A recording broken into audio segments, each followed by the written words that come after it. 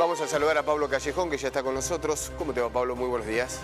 Muy buenos días, Mariano. El saludo para todos y todas. ¿Cómo están? Bien, bien, muy bien. ¿Qué nos ha traído para hoy? Bueno, vamos a hablar de algunos indicadores que se dieron a conocer ayer sobre la economía, pensando en lo que viene, ¿no? El Gobierno Nacional, a diferencia de lo que se preveía, no ha lanzado una batería de medidas económicas, sino que paulatinamente está dando a conocer algunas de esas medidas, ¿no?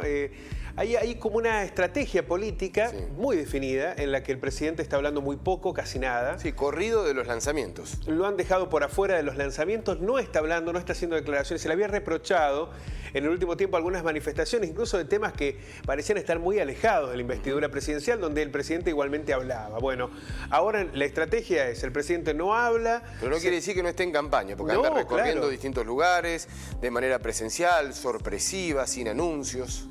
Así es, llega a contacto con la gente y nada más. Y no hay entrevista, no habla, no hay discursos. Quienes están asumiendo ese rol son los ministros, fundamentalmente el jefe de gabinete Mansur. Esas medidas que se van dando paulatinamente, ayer se dio a conocer, por ejemplo, la vinculada con amas de casa, hoy se hablaría sobre el tema de la carne, ya se anticipó la suba del salario mínimo, ganancias. En las modificaciones en ganancias, se prevé que en los próximos días se anuncie la jubilación para personas desocupadas, la jubilación anticipada para personas desocupadas. Eso fue anunciado, pero todavía falta la oficialización. Sí, lo que sucedió es que ya la propia titular del ANSES lo ha adelantado, Exacto. por lo cual se imagina que en los próximos... La idea del gobierno no es tirar todo de golpe, ¿no? Sino es que todos los días haya una buena noticia. Ese es el objetivo para tratar de alguna manera de definir la agenda. Sí. Después veremos si esto impacta o no en el contexto electoral.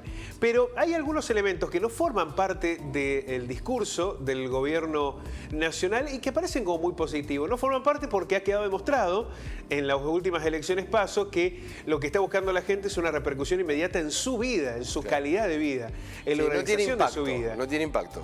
Claro, pero son elementos que para pensar en una economía de mediano y largo plazo parecen como sustanciales. Vamos a verlo en detalles. El empleo. En el sector de la construcción se ubicó en agosto en el orden de los 345.000 puestos. Se habían perdido 70.000 empleos por el impacto de la pandemia en el 2020 y se han recuperado 80.000. Ojo que esto ni siquiera es una fuente del INDEC, es de la propia Cámara Argentina de la Construcción.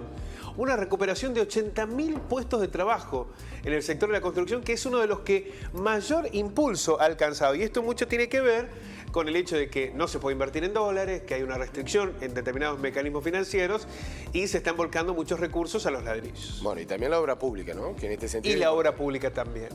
A mediados del 2021 existían más de 365.000 puestos de trabajo registrados en la construcción. El sector ahora apunta a los mejores registros históricos.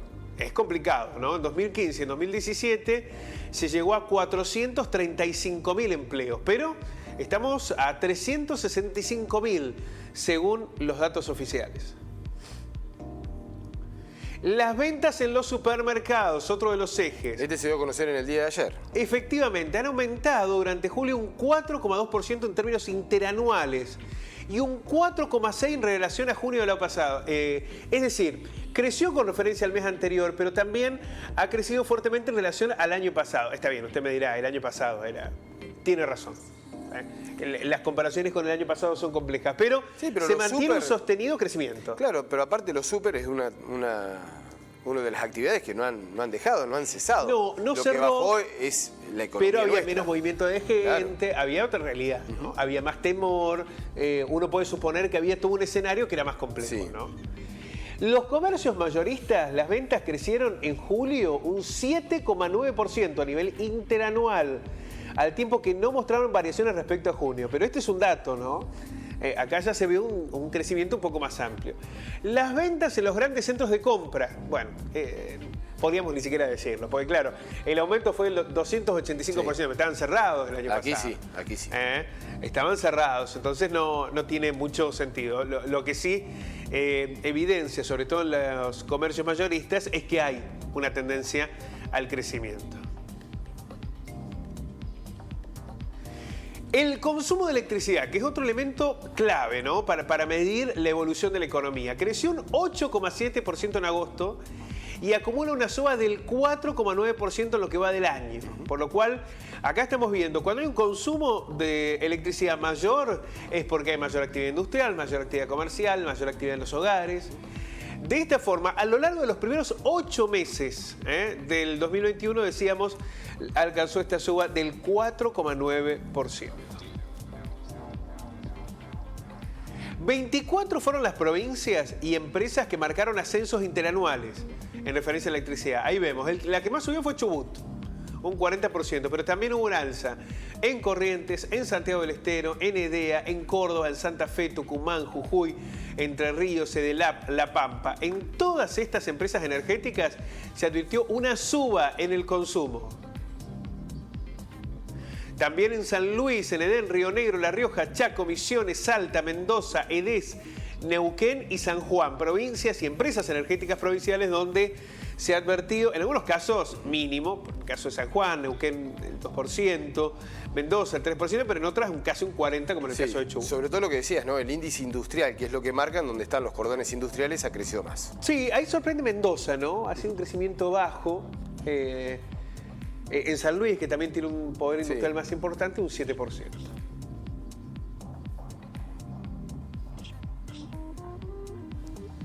En contraposición, hay 3 provincias que presentaron una caída, ¿no? Formosa, Catamarca y Santa Cruz, en Formosa un poco más pronunciado, cayó el consumo energético con referencia al año pasado. Pero si uno ve estos datos, aumento del empleo en la construcción, aumento del consumo mayorista, aumento también en el sector de supermercados, un incremento, una suba en el consumo energético, hay elementos para pensar que efectivamente estamos transitando un proceso de recuperación. ¿Qué es lo que dicen algunos economistas? Este proceso se puede terminar si no se acuerda con el FMI, ¿no? Digamos, esta incipiente recuperación, que en algunos casos es simplemente el rebote después de haber tocado fondo, pero que en otras se consolida más fuertemente, en el caso de la industria sobre todo se consolida más fuertemente, va a requerir de un rápido acuerdo con el Fondo Monetario Internacional. Si la Argentina el año que viene, sobre comienzos del año que viene, no alcanza ese acuerdo, se vienen 19.000 millones de dólares que hay que pagar. Sí. Si no se paga y se ingresa en el default, allí empiezan a haber trabas para la inversión, para la obtención de fondos, empiezan a haber una serie de dificultades. Por lo cual Argentina necesita ese acuerdo con el fondo. Y ya está claro, porque así lo dispone el presupuesto, que no va a pagar fondos al FMI, que no hay recursos disponibles para eso. Eso es todo un dato, ¿no? Que no figura en el presupuesto. Ese pago es un dato. Ya de alguna manera lo han explicado, ¿no? 19.000 millones de dólares la Argentina no puede pagar. Sí. Es imposible, ¿no?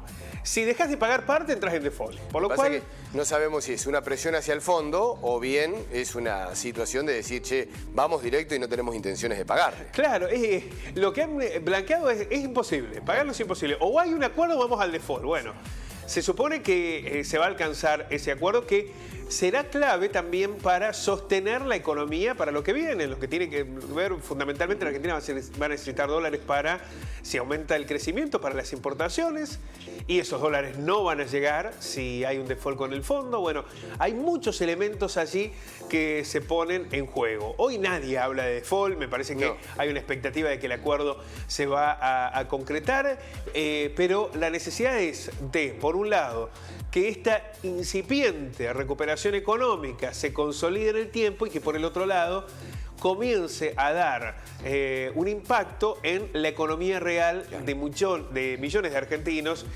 fundamentalmente asalariados, clase media, trabajadores. Hasta ahora las medidas que ha anunciado el Gobierno Nacional parecen ser, lo decimos como lo dirían los chicos, con buena onda. Sí.